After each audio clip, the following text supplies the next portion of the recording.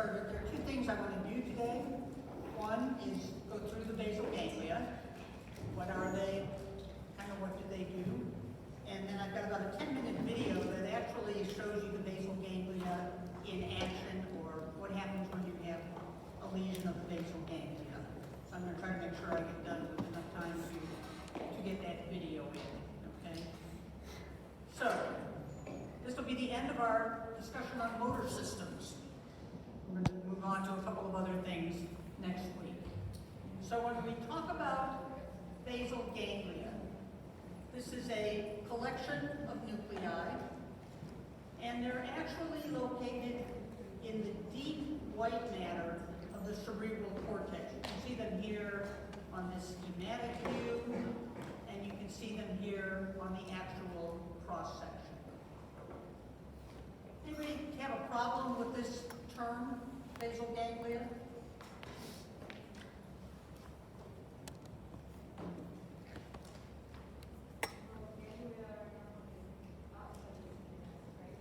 Right. From the beginning, we have said that ganglia are collections of neurons located outside the central nervous system. And now we're talking about nuclei, collections of neurons that are inside. I can't tell you why or how that name came about. There was one one person who wrote a neuroanatomy book who tried to change it to basal nuclei. Never caught on. It's too entrenched in the literature, in the clinicians, the way they talk about things, but it is what it is.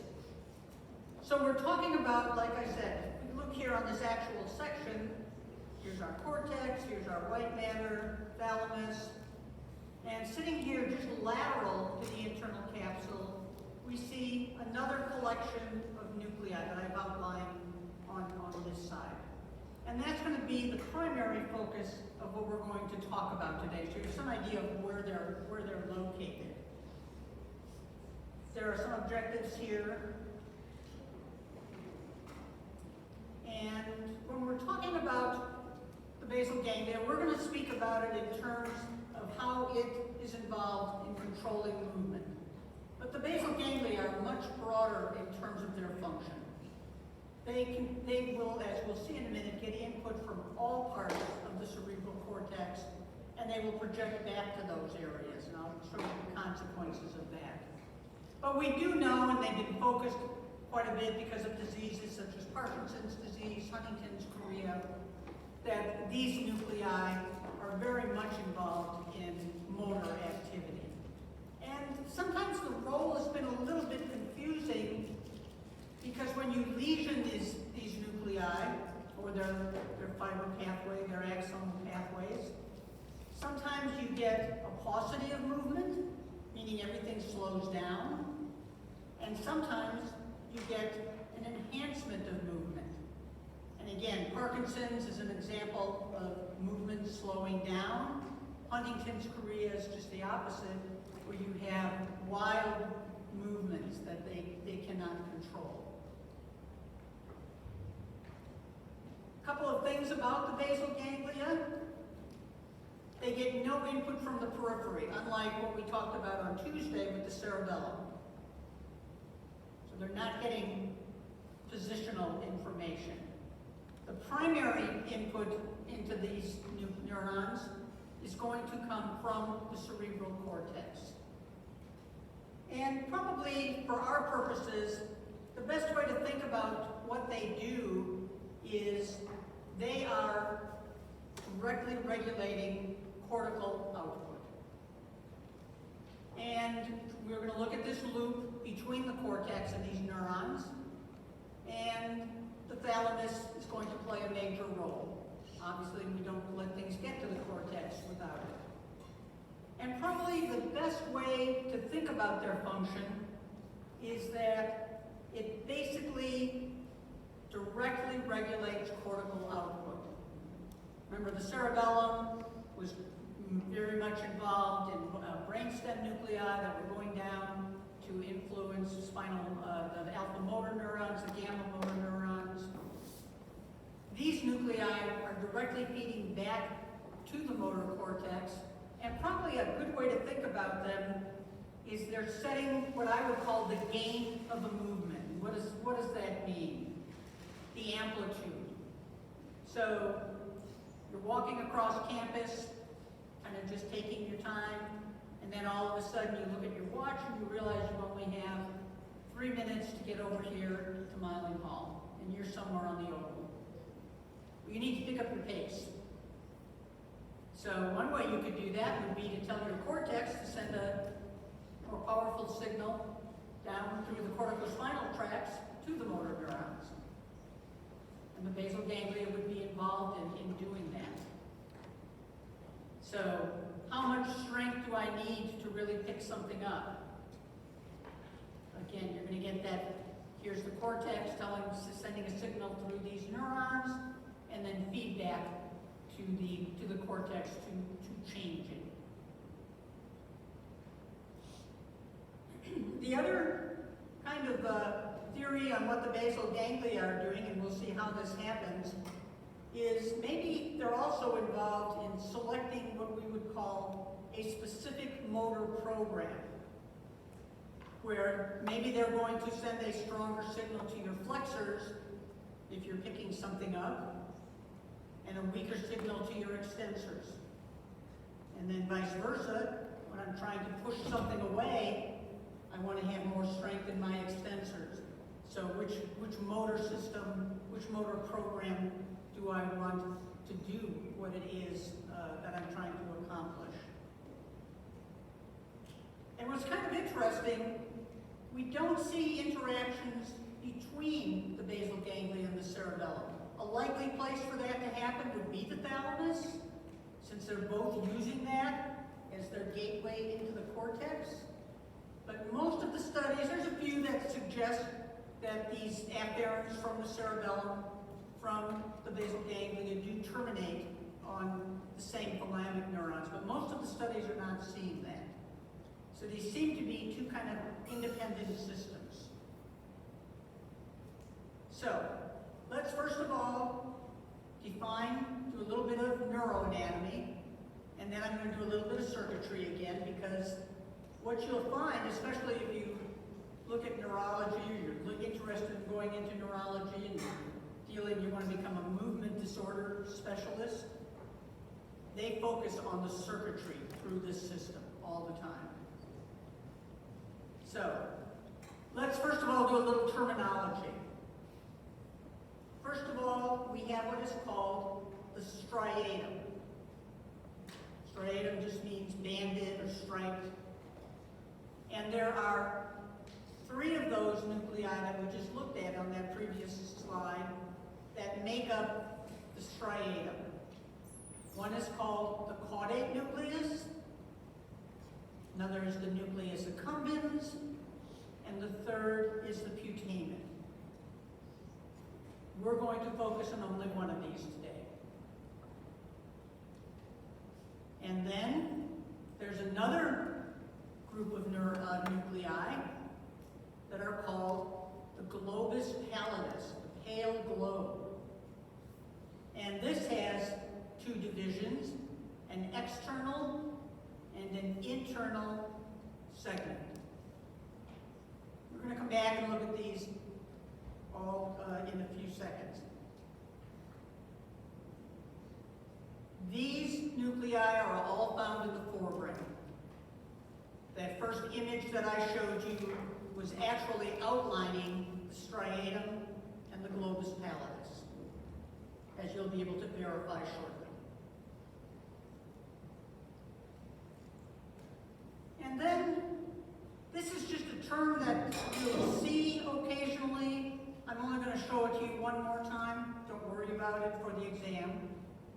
But initially, way back when, the putamen and the 2 segments of the globus pallidus got kind of grouped together, and you'll see the term lenticular nucleus. Again, I'm not going to hold you for that, but if you happen to be doing some reading, you might see that term. I'll show it to you one more time. Okay? Other players that are involved Finally, we get to the subthalamic nucleus. We talked about it when we talked about the diencephalon, and I said we'd get back to it at some point. We're finally there. And the thalamus, of course, as the relay to the motor cortex.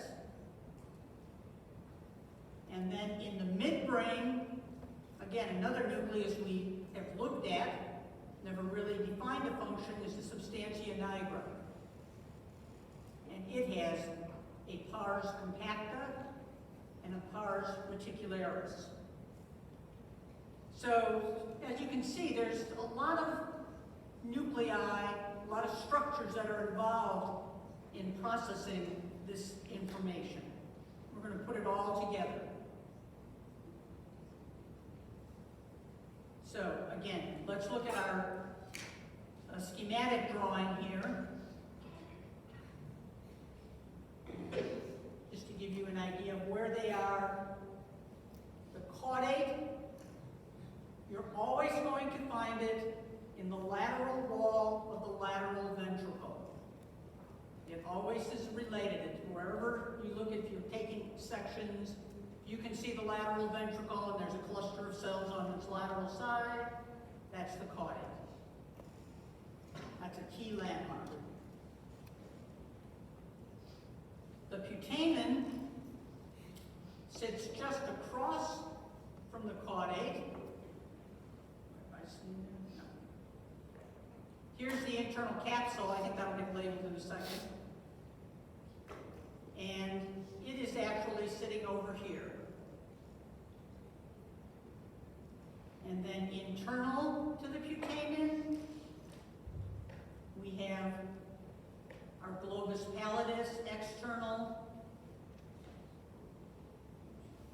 and internal segment. And you can see here, remember on the last slide I said the putamen, GPE, and GPI often get grouped together?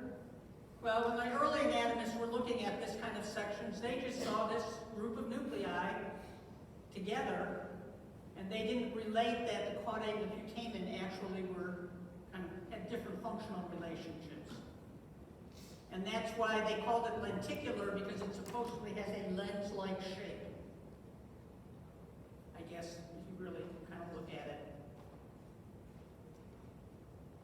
The subthalamus sits between the thalamus, and we're going to look at this other structure, which is the substantia nigra. So we have our forebrain structures, our diencephalic structures, and our midbrain structures. Somehow they got them all on one slice. You could do it if you were real careful. But, big picture, let's look at these. Oh, I gotta do this one. Don't hand it. You look at this image and you go, whoa, we're in trouble. The point of this image is to do a couple of things. One, we're focusing on one very small role of the basal ganglia, and that's its role in motor control. Here's our motor cortex, sending projections down to the striatum. But this is just to show you that really all areas of the cortex, especially in the frontal lobe, the dorsolateral prefrontal, the orbitofrontal, the more lateral parts, the cingulate, all of these cortical areas also project into, let's just call them the striatum to begin with. The other thing I'm going to point out here, the striatum, the motor input, is pretty much exclusively to the putamen. These other more prefrontal and orbitofrontal, and orbitofrontal use the caudate, and the cingulate, which is part of the limbic system, uses what's called the ventral striatum or the accumbens. So right now, forget all of that. Because we don't have time to talk about all of the roles of the basal ganglia in controlling other things. We are going to focus primarily, oops, and this should have collapsed one more. This is the circuit, the motor circuit, that we are going to talk about. Okay? But I do want you to know it has a much broader effect. And just one last proof of that, this was a patient who, for some reason, damaged only her caudate nucleus. So here's the lateral ventricle. Here's this nucleus sitting on the lateral wall. So that's the caudate. Probably some autoimmune disease that, for some reason, selectively targeted those neurons. And in a subsequent image, notice they're gone. She has lost these nuclei. So that part, remember, that gets information from our frontal lobe, decision making, personality, sequencing things. So this is a little bit like Phineas Gage, you know, before the lesion, honor student employed, lived independently, engaged to be married, and then as symptoms developed, vulgar, impulsive, frustration, shoplifting, increased appetite, and that's because of the loss of this feedback from the basal ganglia to those neurons. They weren't getting the control that they absolutely needed. So again, that's just to show you that, yes, we're going to talk about motor, but the basal ganglia are more than that. Okay, so let's focus on what we do want to know. So we're going to start with just looking at the individual components, and then we'll start putting them all together. Lateral ventricle, there's the caudate, here's the putamen, and this little structure down here is called the ventral striatum. Usually we refer to it as accumbens. And remember, if you go back and look at that other slide, accumbens is very much involved with limbic system reward mechanisms, addiction. That's the new part of the basal ganglia that are getting activated. We're not going to talk about accumbens.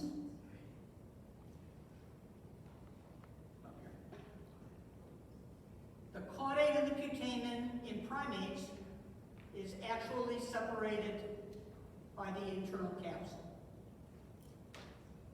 If you work in rodents, which you guys probably don't, if you've ever taken a slide of a rodent brain and looked at the basal ganglia, the caudate and putamen are not separated. This is something that's happened as we evolved in primates and humans. Here's the important part about the striatum. These are what I would call the input nuclei. These are the neurons that are receiving that first synaptic input from the motor cortex.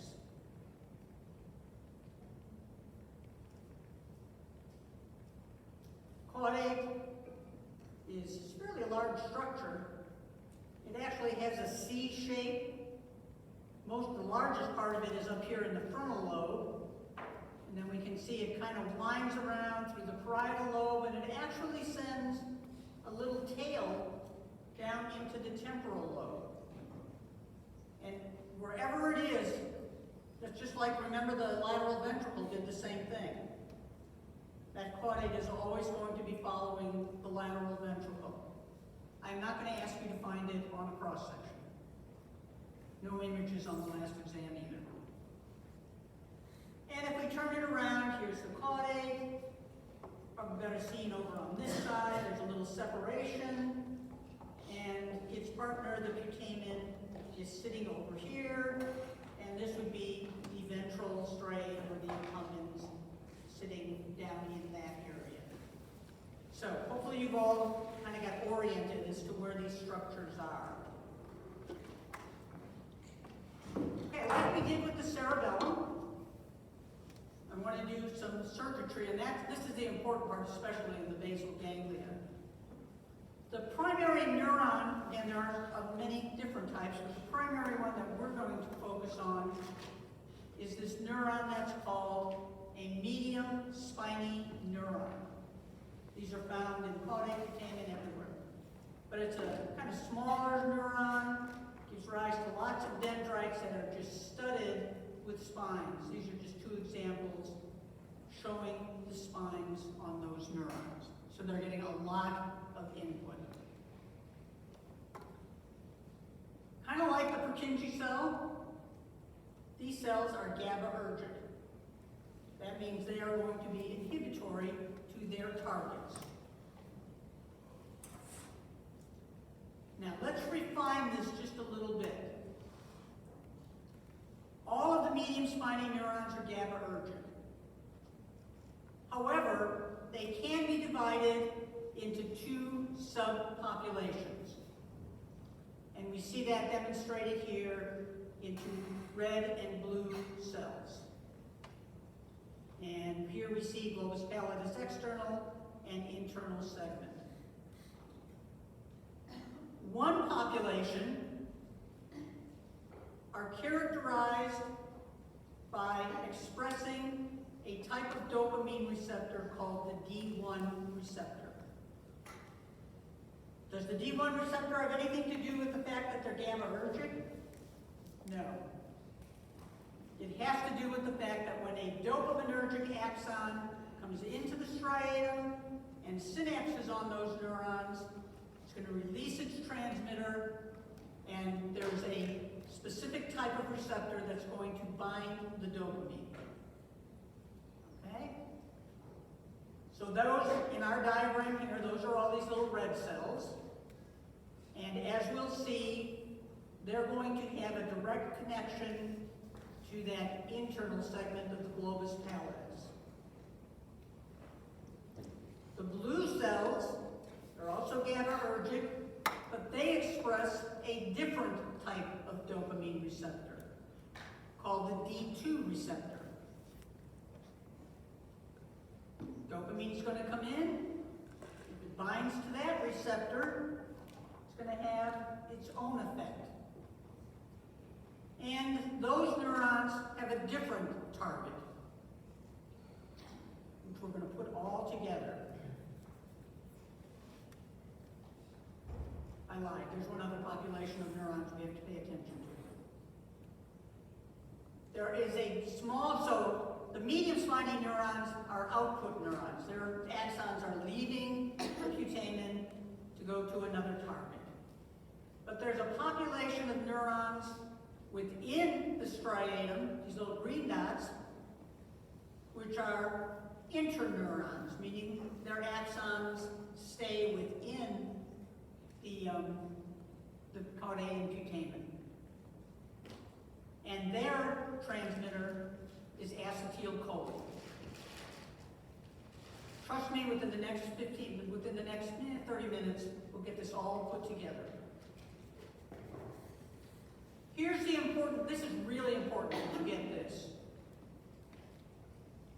So, there is a source of dopamine, which we'll talk about. Axons come into the striatum, dopamine is released. Here's our D1 and our D2 cells with their different receptors. If dopamine binds to the D1 receptor, it causes those neurons to depolarize. So it is excitatory to medium spiny neurons with the type 1 dopamine receptor. If it binds to the type 2 receptor, that other population, it inhibits those neurons. Now, how can one transmitter do both? You know, we always think about glutamate always excitatory, GABA is always inhibitory. The fact is, these receptors use second messenger pathways. They're metabotropic receptors. And we know once that happens, lots of things change internally, and depending on what they're binding to, we're not going to go through the whole pathways. Just take my word for it right now. Dopamine excites the medium spiny neurons with D1 and inhibits them with D2. Very important point. Mark this slide. Now remember, that is only when dopamine comes in. But these medium spiny neurons are getting input. So here's our dopaminergic neuron coming in. Well, they're also getting input from the cerebral cortex, and the cerebral cortex is releasing glutamate. These medium spiny neurons also have glutamate receptors. And glutamate excites both populations, because glutamate is always excitatory. They're getting input from these little local circuit, or those interneurons, those cholinergic neurons. So acetylcholine is going to bind to cholinergic receptors and alter the activity of these cells. Okay, does that make sense? Sometimes people get confused and they think they only express D1, they're only going to respond to dopamine. And that's not true, that's just, but it's a way we characterize them, because it's the one thing that distinguishes these neurons. But both populations get input from the cortex, they get input from the interneurons, and from other areas that we're not going to talk about. Questions about this before we move on? Can you repeat the part about the glutamate? So the cortex, motor neurons in layer 5 of the cortex, or layer 3, depends on where they're from, are sending their axons down into the striatum. They synapse on the neurons, and they activate glutamate receptors. And they are excitatory to the cells regardless of what type of dopamine receptor they express. Is that cleared up? Yeah, I want you to just remember, lots of inputs. We're just using this as a way of class, because it'll be important later on that we know these differences between D1 and D2 expressing cells. Okay, we can come back to the questions if you have them. Okay, so we've done caudate putamen. Let's now look at these other parts that form that lenticular, these two areas in here called the globus pallidus. Okay, there's an external segment, meaning it's more lateral, and an internal section, meaning it's more medial. Some books use lateral and medial. If you're using the Nolte book, he uses external and internal, so that's what we'll use here. So, GP neurons are also GABAergic. Lots of inhibition in this system. They are going to inhibit their targets. So here's the important point about globus pallidus. GPI, this internal segment, is the primary output of these nuclei, these basal nuclei. And it is going to send its axons across the internal capsule, and it's going to regulate the activity of neurons in the thalamus, and in particular the ventrolateral thalamus, which is the motor part. Okay? If they're GABAergic, what effect would it have on those thalamic neurons?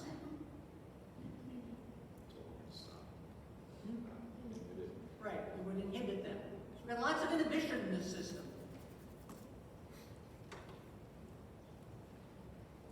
And again, just to give you a real picture, again, here's lateral ventricle, here's our caudate, internal capsule, here's the putamen,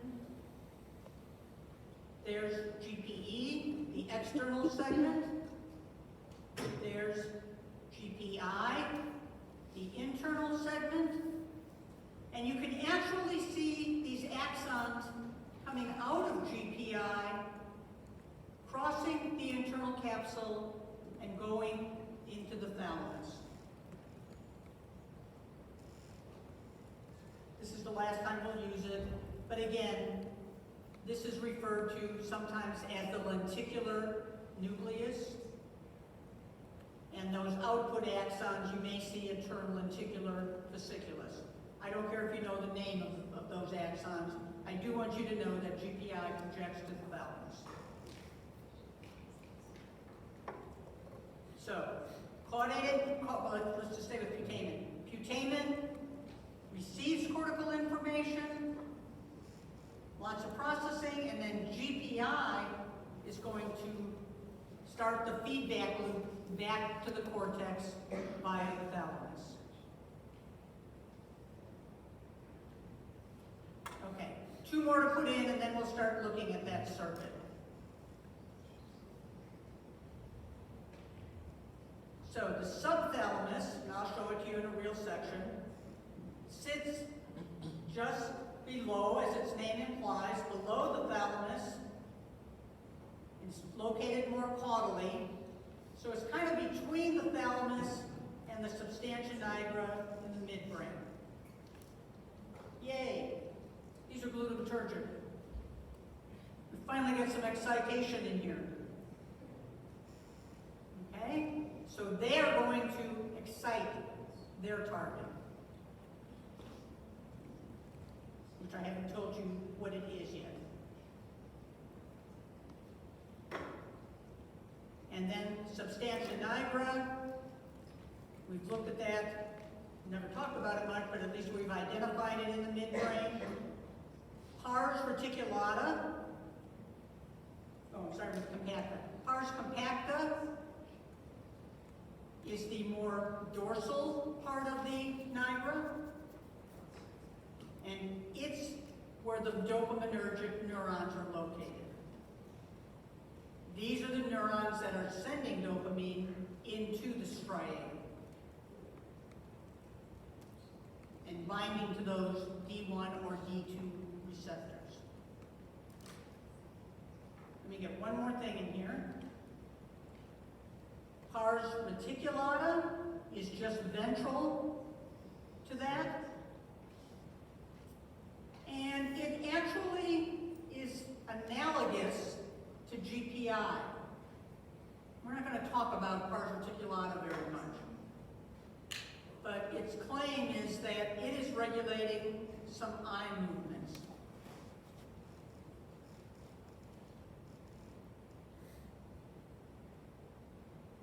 And it's GABAergic too. Finally went back to it. So, again, I'm not going to hold you for this, but just to show you this, here's a projection from the striatum down to the pars reticulata in the midbrain.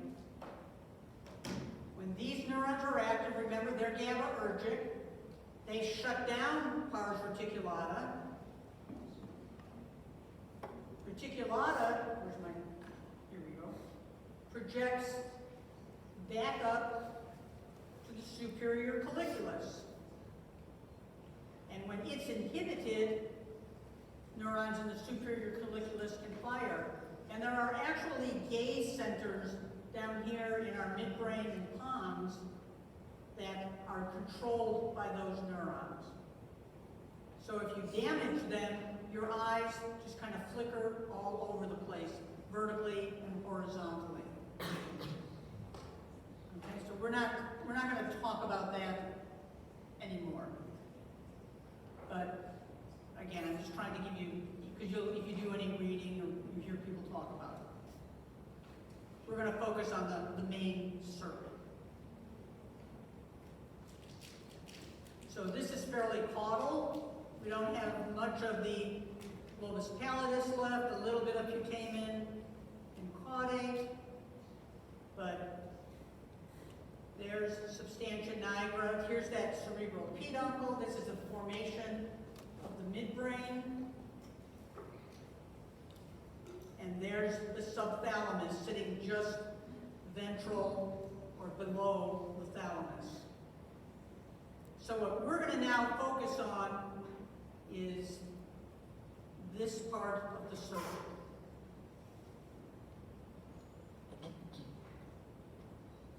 Before we do that, questions on any of that?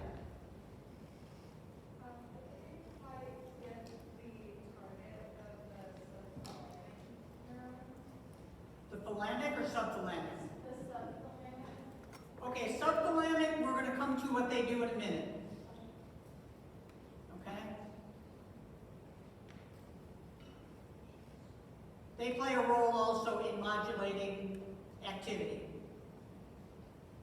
I'm going to put it all together now. We've got the players. Here's the basic circuit that we're talking about. Cortex, putamen, that's, I said, the input. The putamen, part of it is going to go directly to GPI and inhibit those neurons. GPI is going to go to the thalamus, and those are also GABAergic. So there's going to be suppression of thalamic output, and the thalamus normally will feed back positive input to the cortex. But we've got some GABA-GABA kind of relationships here. So let's talk about, and then substantially, it'll also go to the nigra, which goes to the colliculus. Again, let's not worry about that pathway.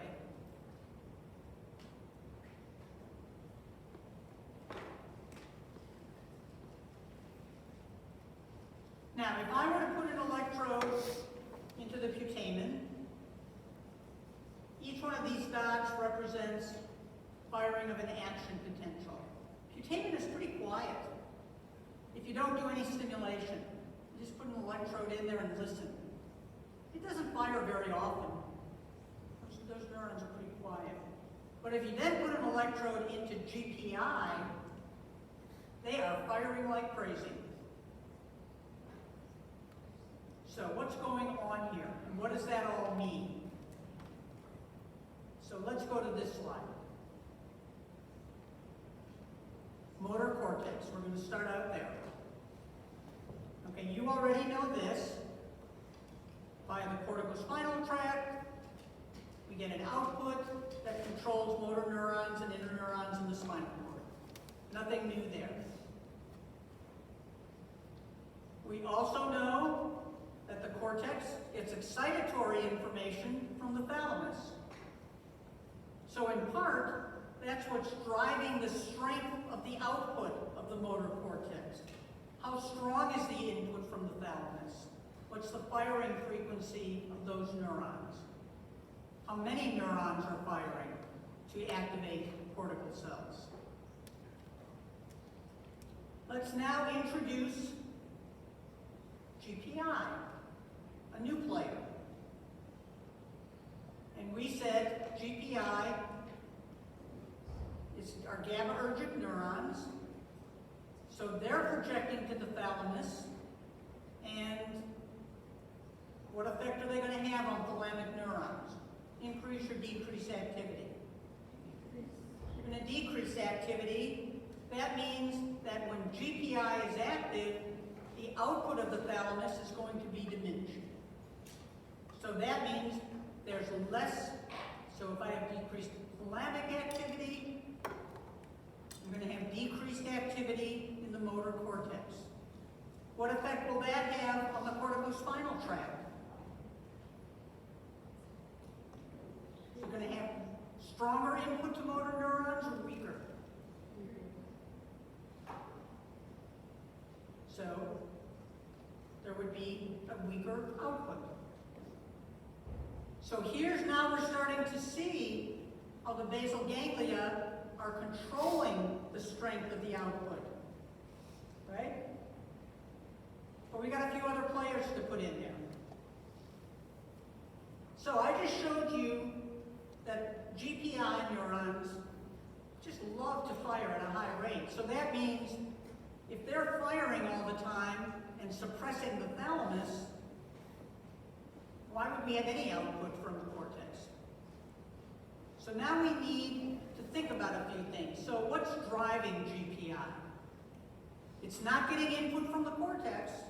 No cortical input to GPI. What was the other excitatory neuron in this circuit? To answer the person in the back's question. Subthalamus. The subthalamus. Okay? So let's bring the subthalamus in. Subthalamus is what's driving GPI. Because the subthalamus also gets input from the cerebral cortex. Okay, so now we have a system. We have output from the basal ganglia, the thalamus, the neurons are being driven. So if I want to alter output of the motor cortex, I could do it two ways. One, I could somehow shut GPI down. I could modulate that I could modulate that inhibitory output from GPI, suppress some of this firing. Another way I could do it would be to suppress the output of the subthalamus, so we don't have that strong excitatory input to GPI. So guess what we're going to focus on for the rest of this lecture? How do we do that? How do I alter GPI and or subthalamic activity? I'm going to tell you the same thing about 3 times. Okay? I'm going to show you several different ways of looking at it, because this is really the important part. And the only way you're ever going to get this next part, you've got to draw these circuits out that we're going to talk about. So, let's talk about how we're going to do some of this. So one of the things I just showed you was GPI inhibits the thalamus. The thalamus excites the cortex. But if GPI is active, that's going to be turned down. So the first thing we're going to talk about is something called the direct pathway. Okay, here's a little diagram that we'll use. Here we've got our caudate. Here's our putamen, cortex, GPE, GPI, and thalamus. So let's look at this circuit.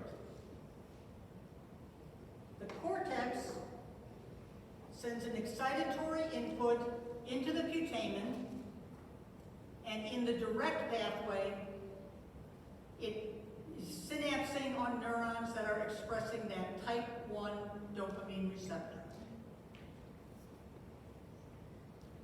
So if I excite that neuron, don't even worry about dopamine now, but let's just excite the medium spiny neuron. And notice the medium spiny neuron in the putamen goes directly, that's the name, to GPI. Remember, those were GABAergic neurons? So if they're going to GPI, what effect are they going to have on the firing rate?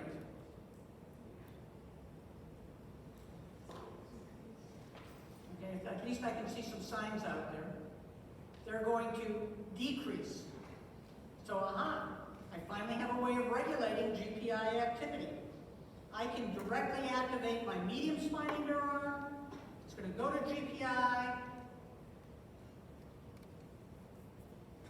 It's going to suppress it, and notice now, just a little bitty weak output from GPI into the thalamus, and that means the thalamus is going to have a pretty powerful effect on the cortex. So the direct pathway, the net effect is to disinhibit the thalamic neurons. It's removing the inhibitory drive initiated by GPI onto those cells. So that means there's going to be a pretty strong input to the motor cortex and a fairly strong output in the corticospinal tract. So when you need to get that speed up, you want this pathway to get activated.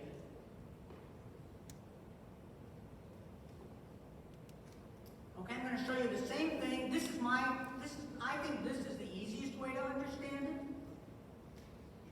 But I have several different diagrams here that I test out.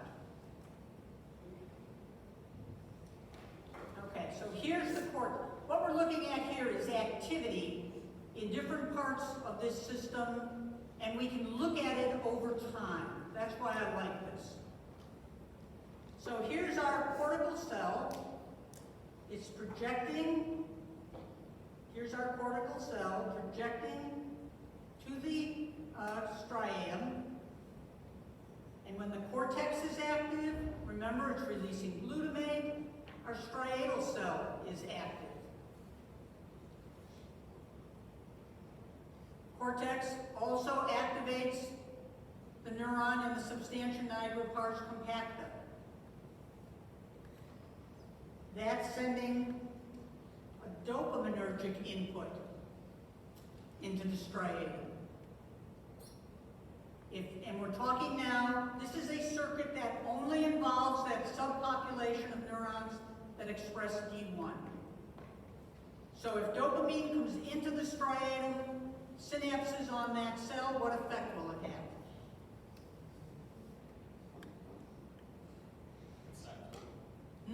Excitatory. Good. Dopamine excites striatal neurons that express the type 1 dopamine receptor. So now I've got excitation from the cortex, I've got excitation from dopamine. We're getting a good strong input to the striatum. Let's follow that down. Here's GPI. When the striatal cell was quiet, notice the GPI neuron was doing its firing thing, getting really excited. But as soon as we turned on that medium spiny neuron, we shut down GPI. As we decrease the activity, GPI begins to fire again. But let's just focus on this part of it. We know that GPI projects to the thalamus. When GPI was active, the thalamus wasn't doing very good. It just fired occasionally. But as soon as we controlled GPI, that thalamic neuron could be activated. When GPI fires again, we shut it down. You getting the picture here? So I say, I like this one because you can see before and after, and during. If the thalamus is not active, the cortical cell doesn't fire very much. When the thalamus becomes active, we then see, again, an increased output from the cortex to the corticospinal, corticobulbar. And again, when the thalamic cell shuts down, the cortical cell shuts down. So when we activate that direct pathway, we are increasing activity in corticospinal neurons.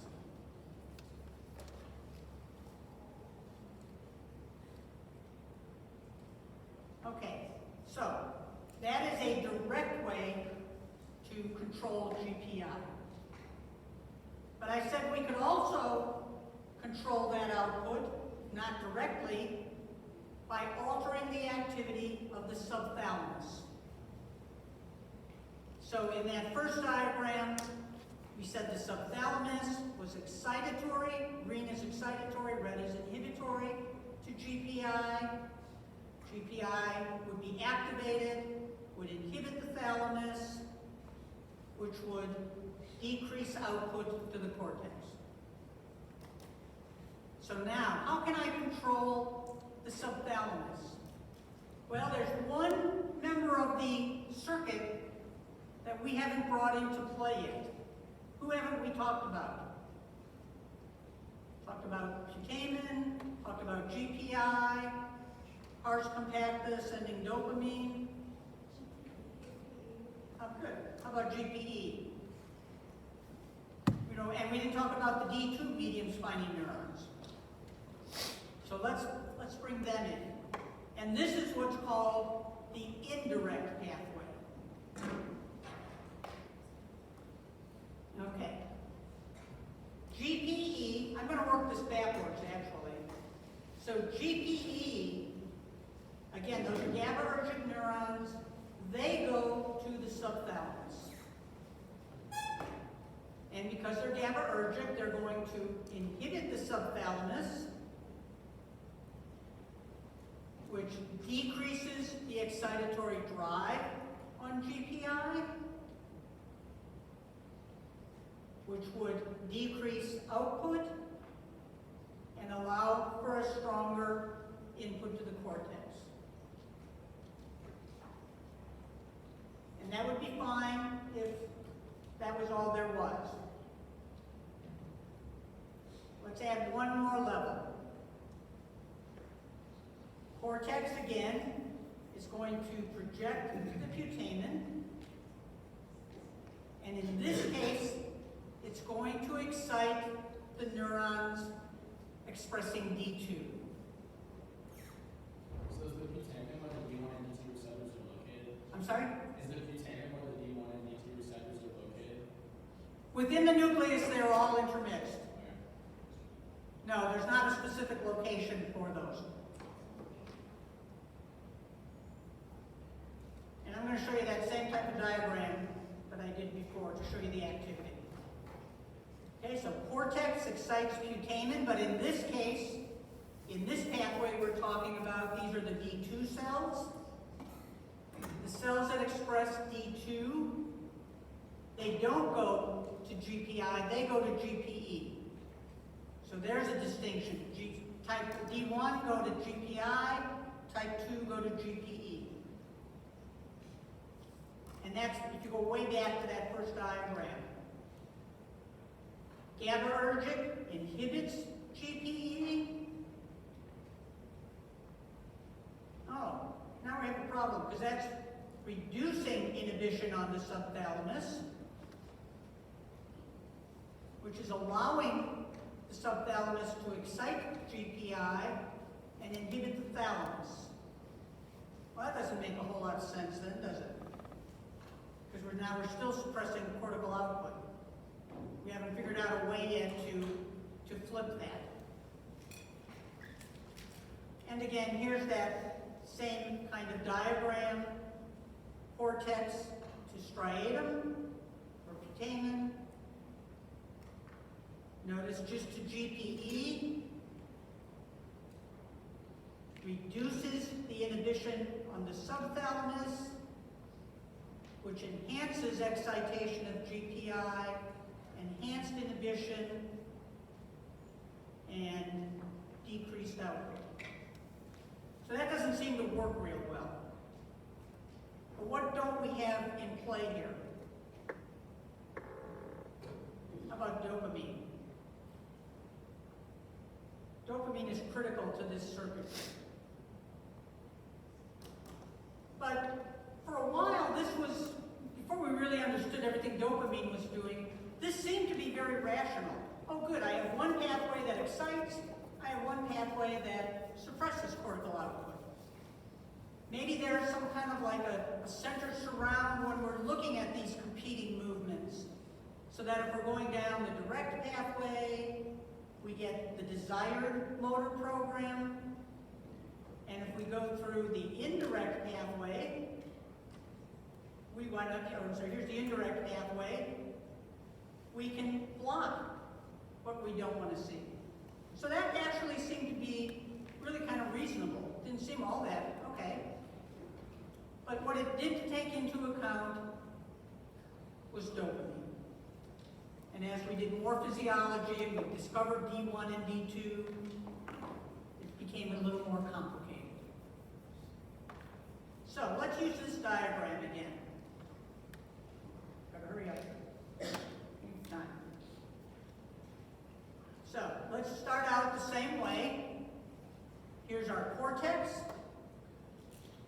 sending an excitatory input to our D2 expressing striatal cell and causing it to become excited. Sending the same projection to the substantia nigra pars compacta, which sends a dopaminergic input into the putamen. But in this case, dopamine inhibits the striatal cell. And notice, this is 1-2 synapses away, so there's a slight delay. We first get excitation, and then when dopamine gets there, the cell stops firing.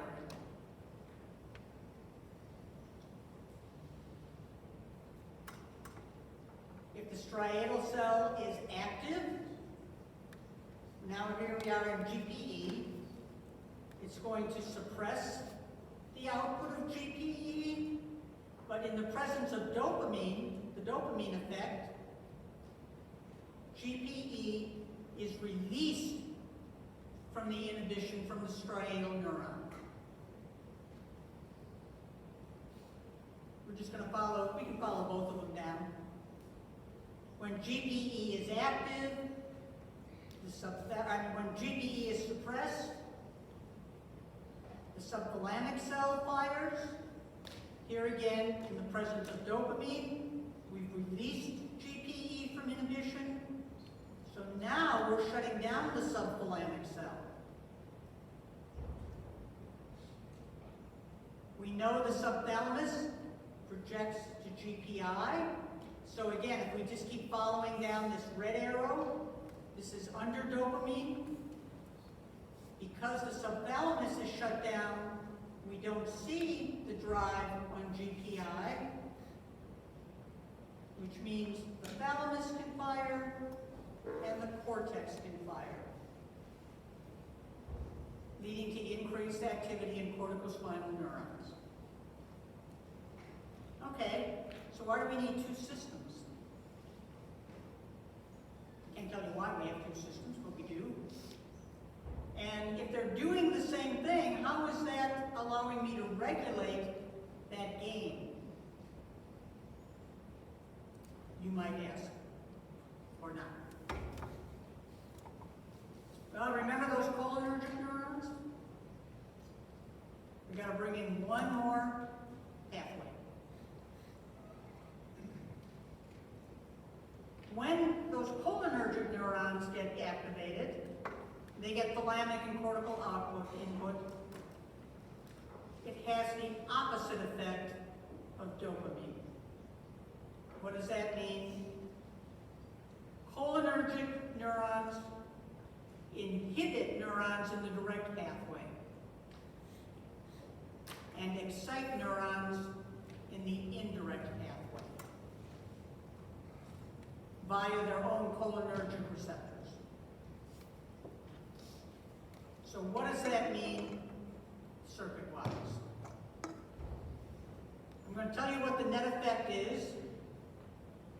When the cholinergic system is in play, GPI is able to fire, leading to increased inhibition and decreased output. Okay, here's a new diagram. Okay? Here's our cholinergic neuron. It's saying the same thing. But when it's, remember the D1 neurons are the ones in the direct pathway, and when it binds to its cholinergic receptors, it shuts D1 down. That means we remove inhibition on GPI in the direct pathway. GPI is able to inhibit the thalamus, which decreases the excitatory drive on the cortex. See, you could draw this. You guys could draw this out. You can come up with your own diagrams. What happens when it binds to its cholinergic receptor on the D2 cells that are in the indirect pathway. It excites them. That means it increases the inhibition on GPE, which means we remove, it increases it inhibits GPE, which means it removes the inhibition from the subthalamus. Oops, I'm going the wrong way. And the subthalamus can excite GPI, inhibit the thalamus, decrease cortical output. Here's the take-home message. When acetylcholine is involved, motor activity decreases. Dopamine does just the opposite, as we just went through. Dopamine is increasing motor activity. So now what we have is a balance. Is it only dopamine or only acetylcholine? The answer is no. These two systems, like everything else, are in a balance. When I need to increase activity, we're going to get increased dopamine release. When I need to decrease activity, I'm going to get more of an acetylcholine balance release. So here's where all those years of thinking it was just the indirect and direct pathway, it really involved these two transmitters in balance that are altering that output.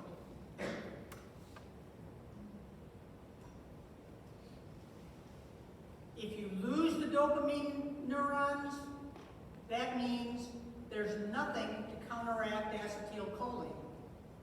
And you wind up with a paucity of movement, hence Parkinson's disease.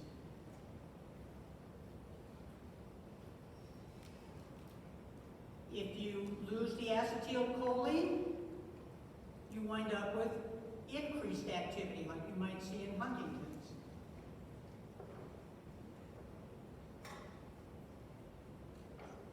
Again, there's kind of a take-home on this one. Summary, which I don't want to go through because I want to stop in about 2 minutes. Oh, I like this diagram. This is everything you have just learned in the last 2 blocks. We're not, just look at it at your leisure, and you can look at both these. This includes both sensory input, motor output, it includes cerebellum, basal ganglia. That's how our brain is functioning. Okay. 2 minutes on Parkinson's disease, and then, like I said, we're going to show you this video so we have enough time. We can come back to this. Very kind. Anybody here know somebody with Parkinson's disease? Grandparent or relative? There are genes that have been linked to it. Still working on how they function exactly. It has been linked to a lot of environmental toxins. A lot of people in agriculture develop Parkinson's disease. Or people who take drugs that mess around with their dopamine system.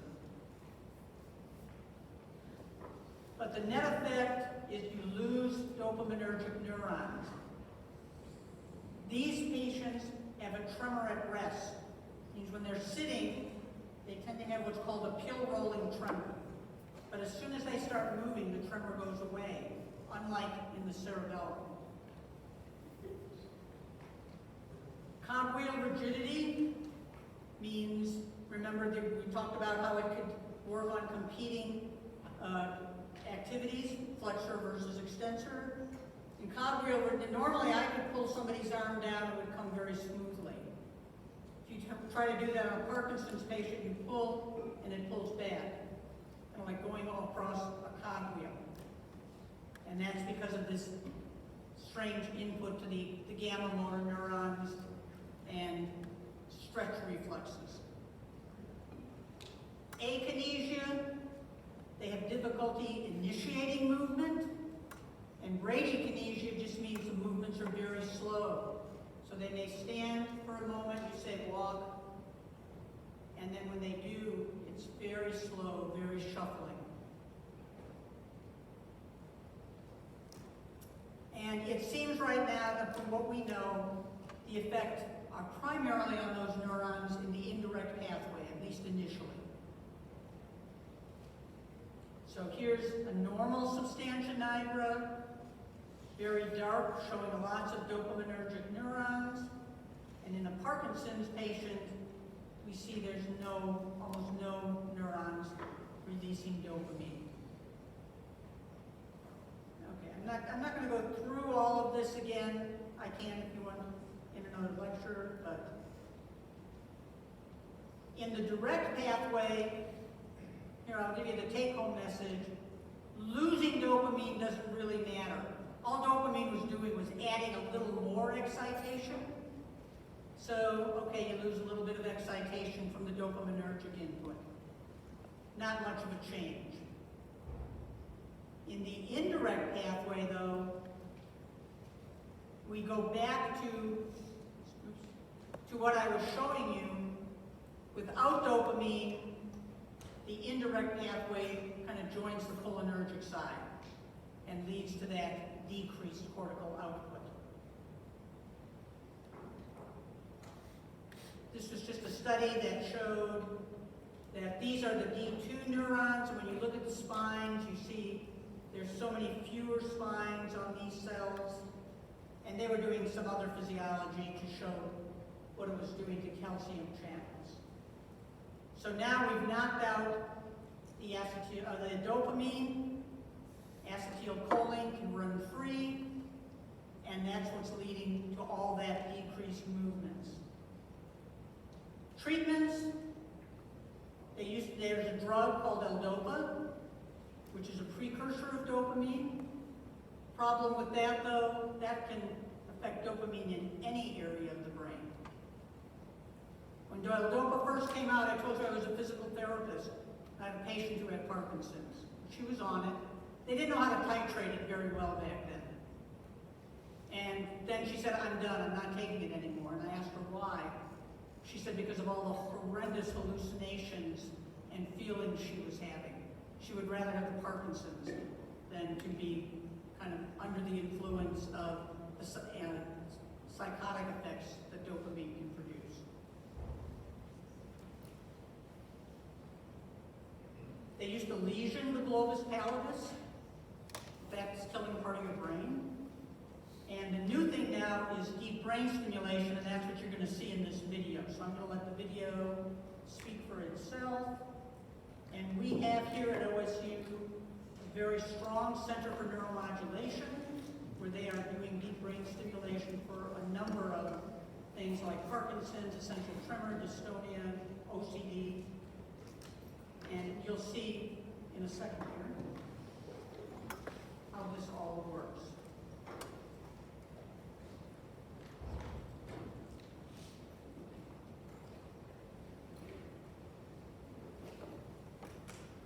Of the body is steadily lost. Medication may help at first. This was from 60 Minutes when this procedure first came out. Every year, 50,000 Americans are diagnosed with Parkinson's disease. It's not an immediate death sentence. In some ways, it's worse. The mind stays sharp, but control of the body is steadily lost. Medication may help at first, but over time, its effectiveness disappears, and side effects are often as ruinous as the disease. This story is not about a cure, but a treatment that could restore something like normal life to many of the 1.5 million Americans with Parkinson's. At the moment, it's been reserved for patients with advanced Parkinson's disease, people like Del Maxon, who, when we first met him, seemed beyond hope. It's like having a sharp mind that's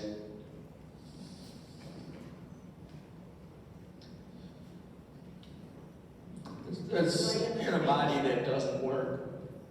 Del Maxon is 55 years old. He lives in Forestville, New York, near Buffalo. He was diagnosed with Parkinson's 14 years ago, and the disease has gotten progressively worse. The muscles freeze, immobilizing him. Drugs relieve that condition for short periods, but produce uncontrollable wild movement. It's a cruel choice between the effects of the disease and the effects of the medicine. My days revolve around my ability to move. I can't plan ahead for anything, so I just wait until I'm able to move, to do something. Up until 3 years ago, he was able to cope with the disease. But the Parkinson's swiftly took over his body and the medication ceased to work. Can hardly do anything. For more and more of every day, he was barely able to function. That's about the extent of it for a while. The wild movements called dyskinesia made him housebound, totally dependent on his wife Barbara. We don't go out to eat. He used to like to go bowling. Can't do that. Just very limited. There's nothing really we can do. He could not bear to suffer the stares of strangers. They look at you like you're mentally handicapped, feeling sorry for you, and that's another thing. I really don't want anybody feeling sorry for me. I want to be treated the same as other people. Touch your nose. Last October, Del Maxon heard words he could scarcely believe. We're gonna fix it. Dr. Ali Razai, a neurosurgeon, is part of a team at the Cleveland Clinic, one of about 50 centers that are now offering a revolutionary treatment called deep brain stimulation. Electrodes are implanted in both sides of the brain and wired through the body to two small generators like heart pacemakers. The electric charge is the key that will release Del from the prison of Parkinson's. The procedure begins before dawn. Del has a metal frame fixed to his skull to keep his head from moving. He's off all medication, so his body will remain still. Dr. Razai has mapped the route to the target using the computer and MRIs and CAT scans. See the ears, top of the ears, and going through various sections of the brain until we find the right area. The target is about the size of a small olive. Reaching it requires careful plotting, avoiding blood vessels and fluid cavities. It's like traveling through a labyrinth, as in the Greek myth, and around the corner in the bloodthirsty monster. They can jump on you, so you want to be careful to avoid these areas. See, this is perfect, actually. Perfect. He drills two dime-sized holes in Del's skull. Then, among the many voices in the OR, one becomes of prime importance. You okay? I'm fine. Del must be awake so he can communicate, assuring the doctors that the probe is not affecting vital areas of speech and vision. Okay. Show me your teeth. Stick a tongue out. Very good. Okay. Just a millimeter off could cause problems. Del feels nothing. The brain does not feel pain. Going even deeper, they locate the target using a tiny microphone on the tip of the probe that transmits the sounds of brain activity. We're kind of eavesdropping on the conversation the neurons are having. So neurons The static that we hear. but static to some ears, music to mine. Dr. Irwin Montgomery, the neurologist on the team, understands the language of the brain. You can close your eyes and listen, and you know exactly where the electrode is. Okay, so 10 micrograms down. A test charge of electricity produces immediate results. We're doing a little bit of stimulation here, and when we stimulate, that muscle just relaxes quite nicely. Oh yeah. It's nearing 6 hours since the operation began. Hey, Del, hang in there. We're going to need you to really be awake for this part, okay? Okay. Because you have to communicate. This is it. We already mapped the area. We found where we need to go. Now we're going to implant the actual permanent electrodes, okay? Okay. As each electrode is implanted, they turn on the electricity. So let's go to one volt. Can you open and close your hand like this? Definitely better. Better. So I would say we're rounding third and heading for home right now. Okay. That's a lot better. Everything looks very, very good. Everything we saw here today has made me very confident. What Dr. Zai now is going to do is anchor this electrode in place, and then he's going to close up the incisions, and you'll be done for today. Okay. Hello. Pretty good, pretty good. A month later, he's back in Cleveland for a checkup. It's clear the operation has been a huge success. How's he doing? Really good. The dyskinesia is gone. His medications have been reduced by 2/3. Your face is improved, I know. all the muscles are released, and your speech is much improved. And what activities do you want to do that you could not do before, as far as hobbies and so on? You want to go back playing music? Music, shooting pool, Shooting pool, okay. Kind of wild, passionate sex. Okay. He's here to have the power system adjusted. The pacemakers are first turned off so that the differences in his ability to control his body can be measured. When it's off, do you feel an immediate change? Basically, I stop moving. It's like turning on and off a light switch. Really? And it's that immediate as well. Yeah. Turning me off, I fade out maybe 15 minutes. But turning me on, you should see that. Okay, I tried that. Whoa. What did you feel? I feel like this buzz going through my whole body. The differences on and off are dramatic. This is Dell turned off, now on. Even more dramatic, Dell walking with the stimulation off and walking turned on. Are the results that Mr. Maxson got pretty much what you normally get, or is he a particularly good or average result? I think he's pretty average. I think he's pretty representative of the types of benefits. So far, more than 3,000 people have benefited. Mark Sharp's benefits were remarkable. In this home video, he demonstrates just how remarkable. With the stimulation off, his condition seems hopeless. He reaches down for the magnet that will switch the electricity on.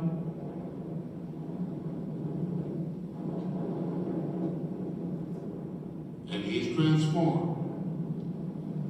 He could be the poster boy for the procedure. Only months after the surgery, he took part in and completed a triathlon. How does it work? Essentially, there's faulty wiring in the brain that's manifesting Parkinson's. So you're basically rewiring the brain to maintain the proper functioning of the brain. In the truth of the matter is we really don't know how it works. We really don't have the foggiest notion. We have some theories, but increasingly we're finding evidence that those theories are not true. So exactly how it works, we don't know. How does it compare with other surgical procedures or straight medication? Is it really the breakthrough that it sounds like? Oh, absolutely. I mean, surgery has been done for Parkinson's disease since the 1950s, and that would require going in and actually destroying part of the brain. But now with deep brain stimulation, you don't actually have to destroy that brain. You just put the electrode, leave it there, and stimulate. So the safety is much, much better. And if over time your symptoms progress, deteriorate further, you can adjust your pacemaker, whereas with the old surgery, the disruptive surgery was a one-shot deal. In the old surgery, electric stimulation was used to locate the target. A French surgeon, noting that the electrical probe stopped the tremors, proposed a system of continuous stimulation as a permanent treatment. Are there some patients for whom this just doesn't work? Sure, I mean, there are patients who do less well. The average, these Parkinson's patients are improved by 50 to 60%. In this field, is that good or extraordinary to get 60%? I think so. I mean, these are patients who are basically very severe Parkinson's, and they have essentially failed medications. They have no other hope. So you take a patient who is advanced, has had Parkinson's many years, is disabled, can't do activities, and you give them a new lease on life. For the first time in years, Del Maxson is back playing his favorite game. Any way you could have done this, say, a month ago? I couldn't even pick up the stick a month ago. Just take me through some of how your life has changed. How my life has changed. Today, I got up, I shaved with a razor, and I put my own shirt. These are major things, though, for the These are absolutely major things. Just everyday things that other people take for granted. all would seem like breakthroughs for them. Yes. Go, hands dancing dog, you. On a recent Sunday morning, Del got himself ready for an even bigger breakthrough. He'd stopped attending his church almost 3 years ago, too embarrassed to be seen. But on this day, he was in control of his own body and finally ready to be welcomed back to the congregation. You went back to church for the first time. Yes, Was that a big moment in your life? major. Just to be out in public and just to do something as simple as that, just to go out and be amongst people and not feel like I have leprosy or something. What your friends make of being in church after all these years? They were thrilled, they were thrilled. I am so glad to see you. It's been such a long time. Like a new man. It strikes me that you are a new person. Do you feel like it? Absolutely, I've got a new life. My perspective before the operation was Parkinson's is incurable and progressive, which means it always gets worse. It never ever gets better. So it was kind of a dark future that I had. Now I've got a future. As we said, the procedure is still reserved for patients with advanced Parkinson's. So I hope that gave you some idea, why neural